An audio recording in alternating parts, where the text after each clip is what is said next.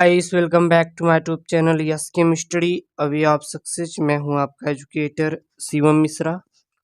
आपका स्वागत करते हैं आपके अपने यूट्यूब चैनल यस केमिस्ट्री पर।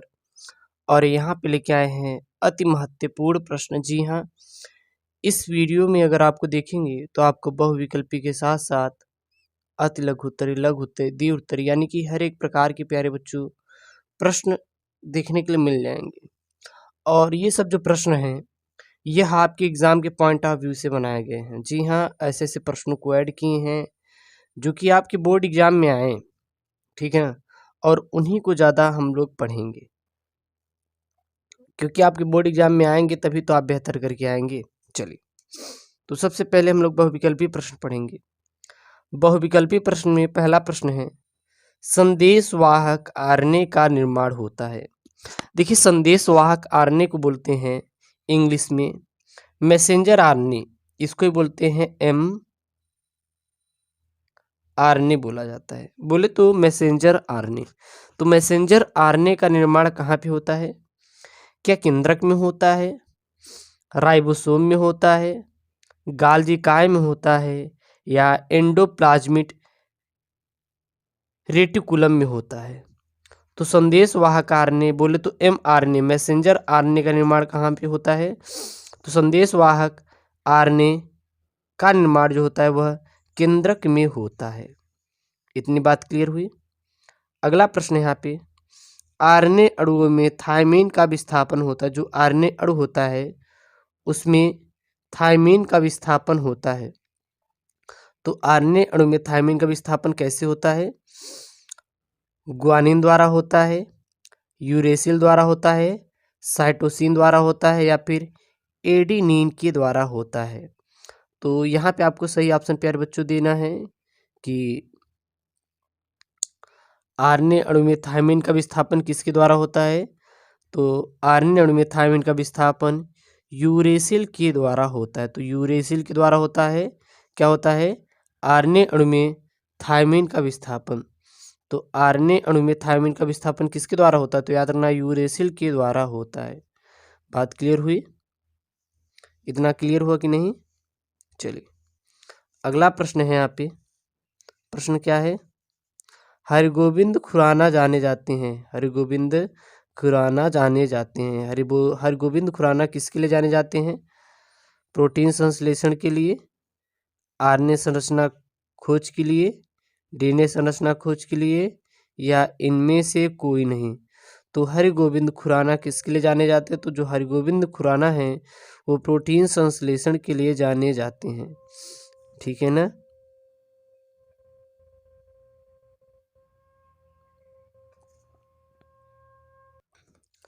तो हरगोविंद खुराना किसके लिए जाने जाते हैं? तो आपको सीधा बता देना है कि हरगोविंद खुराना को प्रोटीन संश्लेषण के लिए जाना जाते हैं। हरगोविंद खुराना किसके लिए जाने जाते हैं? तो हरगोविंद जो खुराना है वो प्यारे बच्चों प्रोटीन संश्लेषण के लिए जाने जाते हैं। अगला प्रश्न यहाँ पे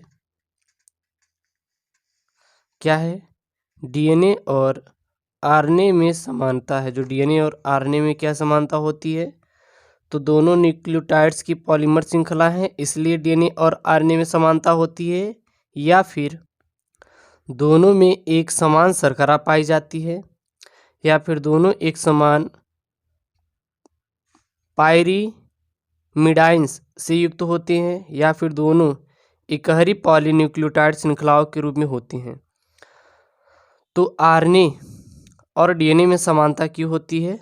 तो सीधा आपको बता देना है कि आरएनए और डीएनए में समानता दोनों में इसलिए होती है क्योंकि दोनों न्यूक्लियोटाइड्स की पॉलीमर श्रृंखला है। और जब दोनों न्यूक्लियोटाइड की पॉलीमर श्रृंखला है इसलिए इनमें दोनों में क्या पाई जाती है प्यारे बच्चों? समानता पाई जाती है।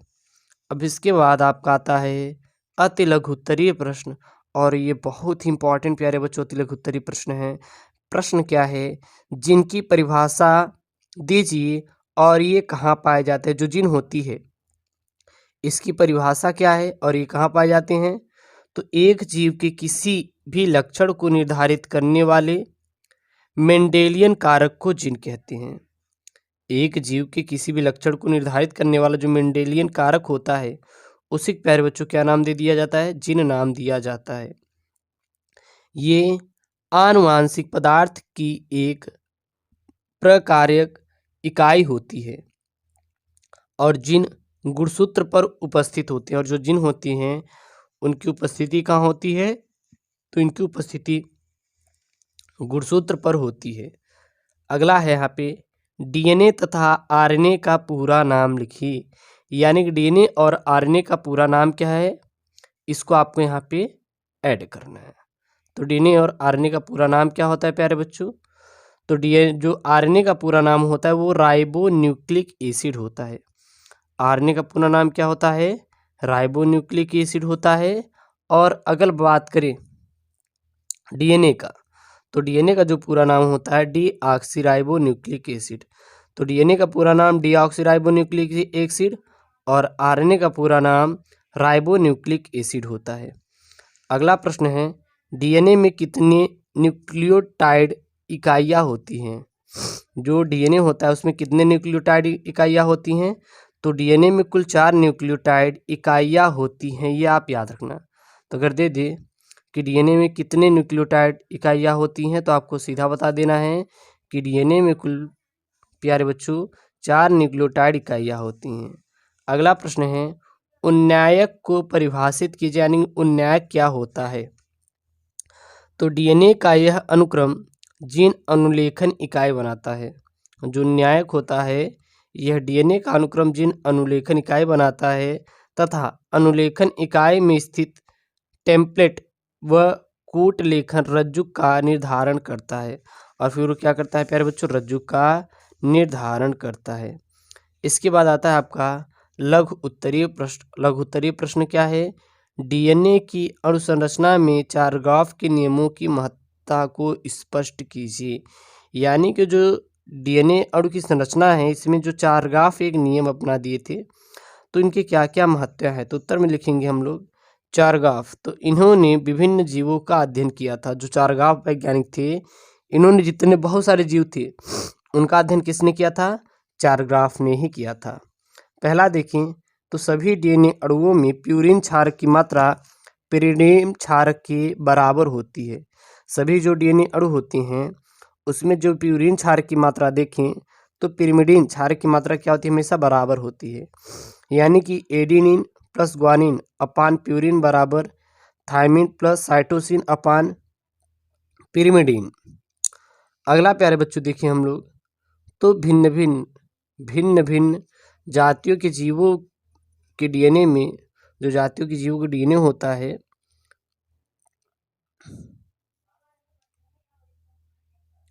एडेनिन प्लस थायमिन तथा एडेनिन प्लस साइटोसिन का अनुपात भिन्न भिन्न होता है, परंतु एक ही जातियों में क्या होता है? यह समान होता है। ग्वानिन का मतलब देखिए यहाँ पे एडेनिन का मतलब ए, थायमिन का मतलब टी, साइटोसिन का मतलब सी और ग्वानिन का मतलब जी, ठीक है ना। अगला है यहाँ पे एक ही जीव जाति के सदस्यों में पाए जाने वाले डीएनए के पूर्ण अणुओं की क्षारकों की संख्या क्या होती है? समान होती है। और उपयुक्त विचारों को चारग्राफ का नियम कहते हैं। तो यह बायोलॉजी के लिए बहुत इंपॉर्टेंट क्वेश्चन है प्यारे बच्चों, बायोलॉजी का बोर्ड एग्जाम 2022 के लिए। और इसको पढ़ के आप जरूर जाइएगा। ये चाहे आप मॉडल पेपर का ही चाहे सिंपल पेपर 2022 में इसी प्रकार से आएगा, इससे बाहर आने वाला नहीं है। ओके दोस्तों, थैंक यू, जय हिंद।